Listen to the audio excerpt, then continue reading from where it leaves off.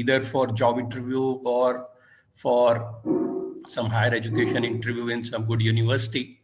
But definitely I can share my experiences with you of what I have observed in last 30 years of my experience interviewing people at many different levels and interviewing people for many different roles and positions, very much from colleges and marketing institutes for entry level roles, right up to people at vice president levels in the companies, both in IT sector as well as in pharma. So first, the good news for all of you. I understand that this is a young group. The good news is that interview is not viva voce, right? It's not about some professor asking you a question whereby he knows the answer and you don't know, right? And it's expected of you to only kind of rattle out the right answer. That is not what interview is about. Interview is about interaction. It's an open interaction between two grown-ups. One takes the role of an interviewer and the other person takes the role of a candidate. And both of them have the opportunity to talk openly about what they want to know about each other, not as a person, but with respect to what they are looking for in the person, either for the job role or for any higher level education course in some prestigious university. So as COVID has compelled us in a direction whereby digital interviews have become a norm. Digital interviews were a norm in IT sector for a very, very long time. I was associated with IT sector since year 2000. For 20 years, there were innumerous roles for which interviews happened only on the digital platform. Whether it was for voice kind of roles for BPO units or special skill roles in IT sector. I did hundreds of interviews, sitting in India, taking interviews of candidates sitting in Philippines, in Turkey, in Romania, and many other places in the world. And the good part about this is that you can take the interview in the comforts of your house, and you can be candid and open about everything that you know about your profession. The other way is in-person interview, and that's a preferred way for job roles like sales and marketing, whereby a company hires people for their soft skills, and it is incumbent on the interviewer to see the body language of the candidate, also to see how the candidate carries himself in terms of presentation, in terms of his body language, everything. Because that's important. If I am hiring a medical sales rep who is to be presented to a doctor, he represents us. In his personality, the personality of the company is put forth in front of a doctor. So it's important that such interviews happen in person, and not only the skill, but the other body language and soft skills of the person are also assessed thoroughly. So I'm thankful to Mansi because he has talked about the basics of interview, what you should do, what you should not do, etc. One thing that I would like to tell you is that you should be fully aware of your academic journey or the career journey.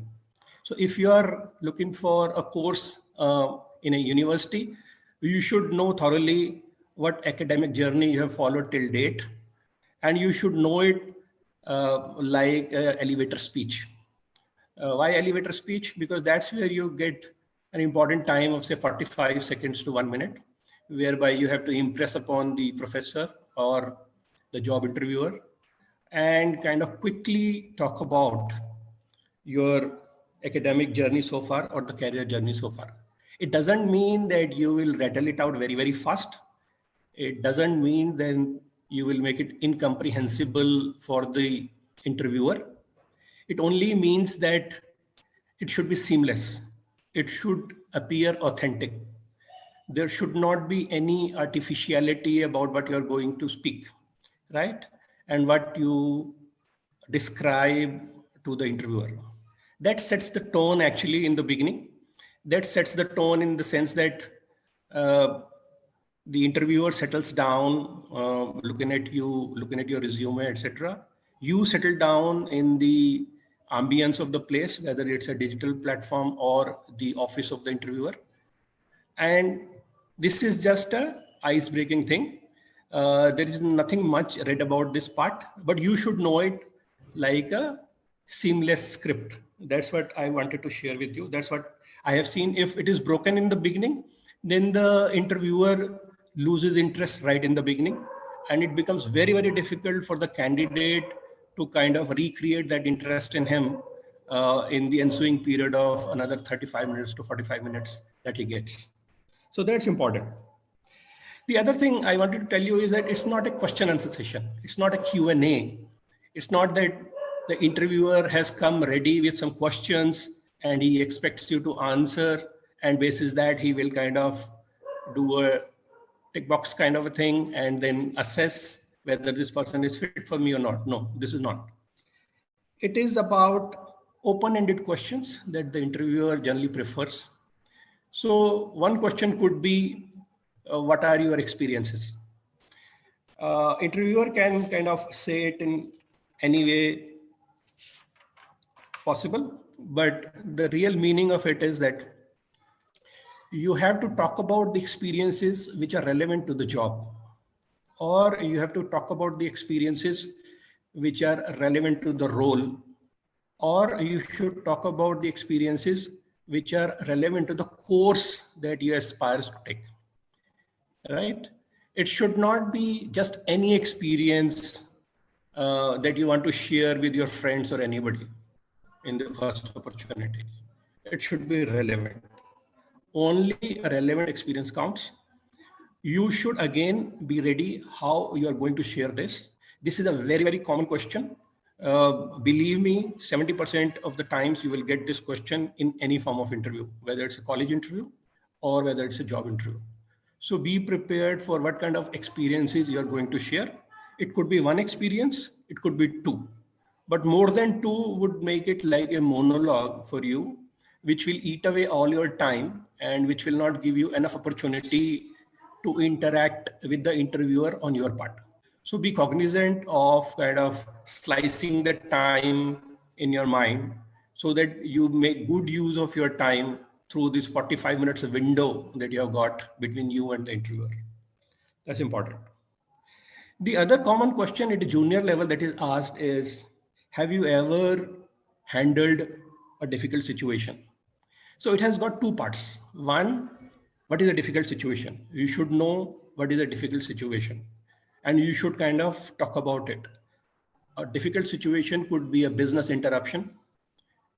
A difficult situation could be a broken team. A difficult situation could be a difficult client.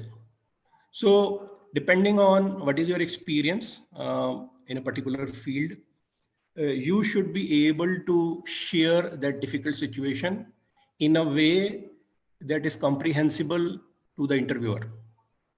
And then the obvious next question would be, how did you handle it?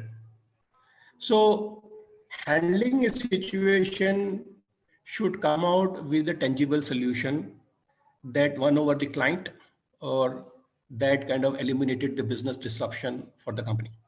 All these are tangible results which can be counted in terms of money. So when you talk about a situation and you talk about how did you handle it, you should also be able to talk about what did it mean for the company in terms of money, in terms of whether it saved a few $100,000 for the company, or it saved the reputation of the company, or it saved the day for the company.